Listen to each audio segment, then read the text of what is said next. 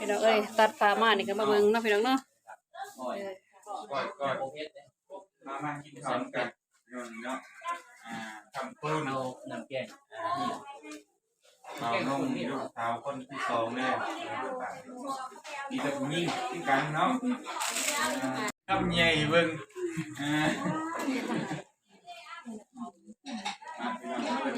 ข้าวขาวข้าวปลามากิน สามัคคีพี่น้อง แล้วเจ้าต้องอยู่พุ่นเลยเอามาในที่โอเคเดินใต้เอาเอาดูชิ้นนึงจะกอดแสงเลย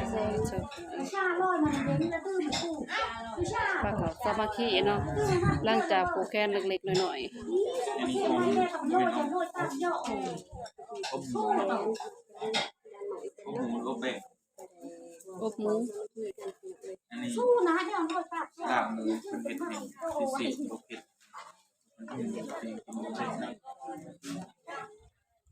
มีน้ำข้าวปุ้นเพิ่นต้มอยู่เมื่อคืนเห็นแต่หมอมันปวดพางมาแต่คืนนี้พุ่นบ่เฮ็ดน้อยๆนึงว่าสัตว์โดยมากก็คือน้อย โดยตื่นมาเช้ามาเห็นรถเต็มบ่ายบ่น้อยแล้วตู้บักใหญ่นึงเด้จังได๋บ่เตรียมไปสร้างสรรค์บรรยากาศเด้อจากคนงานเพลง โอ้มันหนาวแล้วเอวแข็งนะมันชิวบ่ได้ดอกบ่ได้กล้วยมาพี่น้องนี่กินข้าวกันมาที่บากู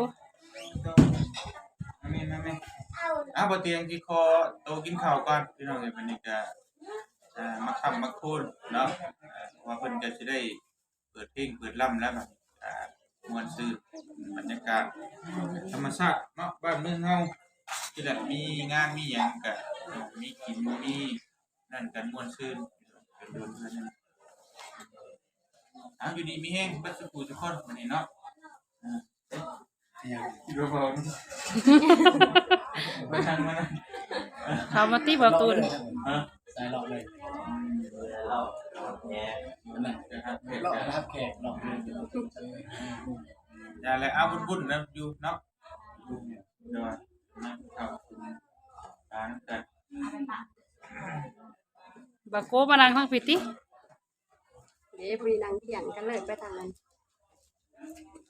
ไปกินข้าวนะกินข้าวสามัคคีอันนี้จะเปิดโตก็ได้แล้วเบิ่ง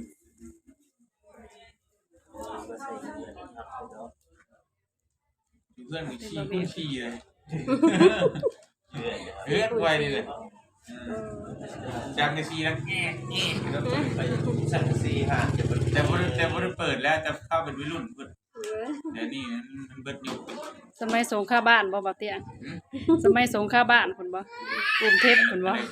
สมัยสงครามบ้านพุ่นบ่เพิ่นว่ายุค90พุ่นบ่ยุค90พุ่นบ่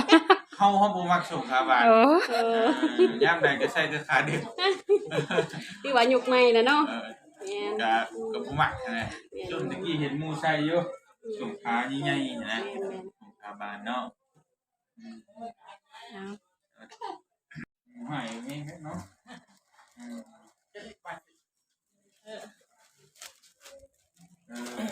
มาเขามันหอดไม่เลย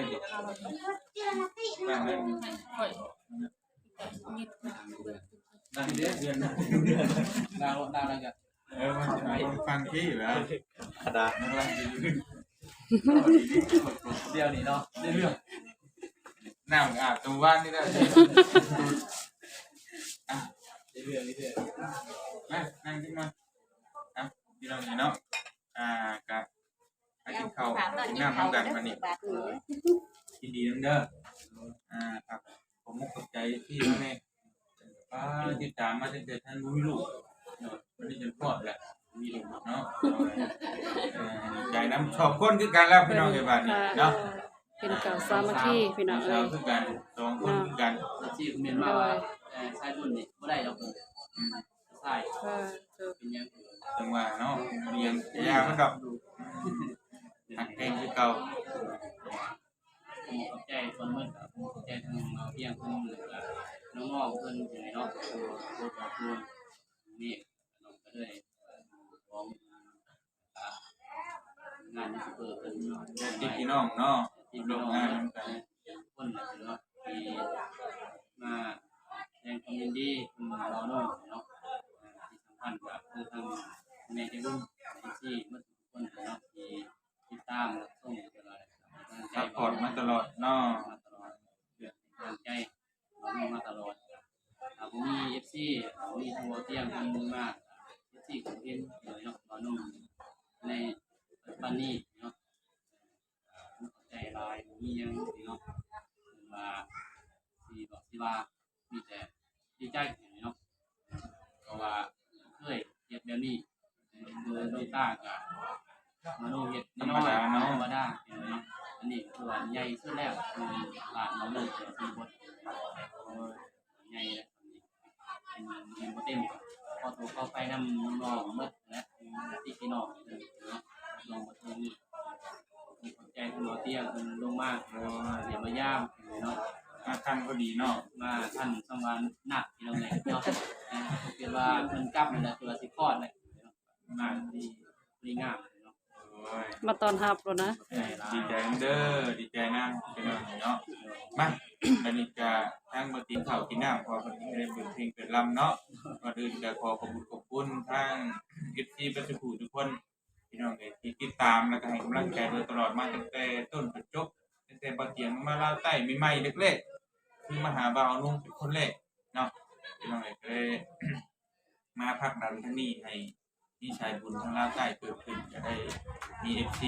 เป็นรู้จักเป็นวงกว้างในปัจจุบันนี้ครับมีทีมงานลาวใต้ลาวเหนือลาวกลางแต่ก็ขอขอบคุณทุกใจในลาวเด้อ FC เป็นทุกคนที่ติดตามและก็ฮักแท้งโดยตลอดมากขอให้อยู่ดีมีแห้งทุกคนเนาะเดินทางไปกันได้ตลอดปลอดภัยให้ร่ำให้รวยให้สุขมาเนาะสาธุอยู่ดีมีแห้งเด้อมากินข้าวนำกันบ้านนี้พี่น้องเอ้ยแซ่บๆเนาะพี่น้องเด้อสบายดีเด้อเด้อมาได้ๆๆไป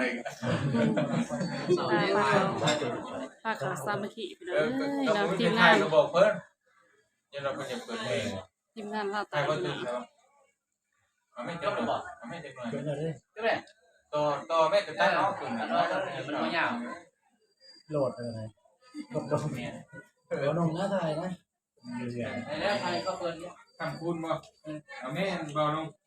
เอาหมู่มาคำมาคูณนำกันทอดไปได้ เจอทีมงานพี่น้อง ๆ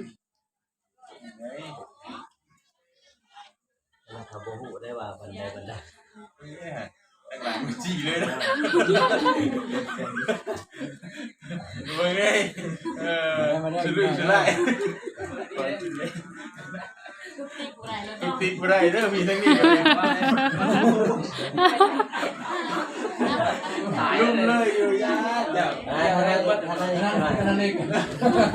ได้เด้อ หลอกหัวไหวแล้วนะ โอ้ยเนาะ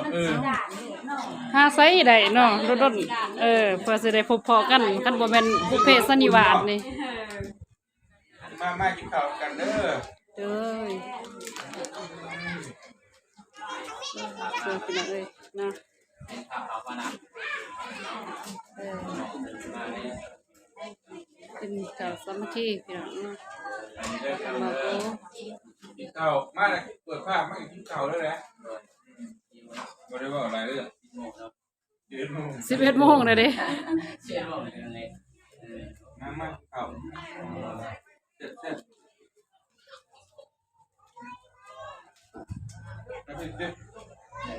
็จ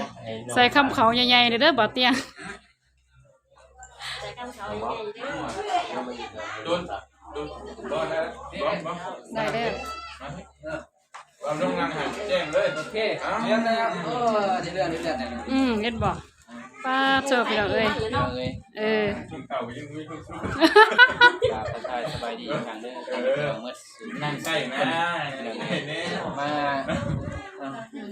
กินข้าวกินน้ำสามัคคีไปเลย เอาคนจับกล้องบ่กินน้ำกันบ่ กินแล้ว บ่ กินแล้วบ่ เอาว่าแต่เบิ่งเฮากินเฮาอิ่มได้หั่น เป็นย่างกินก่อนเลยไป มาเด้อกินน้ำกันเด้อกินข้าว นั่นเรื่องเลยครับเนี่ย ข้าวรักสูตรมันไหนบอก กูกินก็นั่งเล่นซิ่ง อาหารจะมาลายอยู่เลยนะ กินข้าวสามัคคีอยู่เฮือนบ่าวอนุไปเด้อเอ้ยทีมงานลาวไต้เฮา ก็เลยดีแล้วเลยกันบ่มาให้ เลย น้องที่ประจันบ่ได้มาเนาะ เธอพี่น้องเนาะ เอาความหมายน้องว่าอย่าไปนั่งทางนั้นโอกาสเพื่อนกับกินคำใหญ่ๆแน่นะนางไก่แบบกินคำใหญ่กับอายแบบเห็นว่าไงวะเดี๋ยวก้าวไปกินเนื้อในช่างกินนิดหน่อยเลยอายเลย บ่ตูนคืนแล้วนะ โอ้ตัวนี้ ป่าโทษสำหรับคลิปนี้สาวนิบก็สิได้จบเพียงเท่านี้เด้อพี่น้องเอ้ยบ๊ายบาย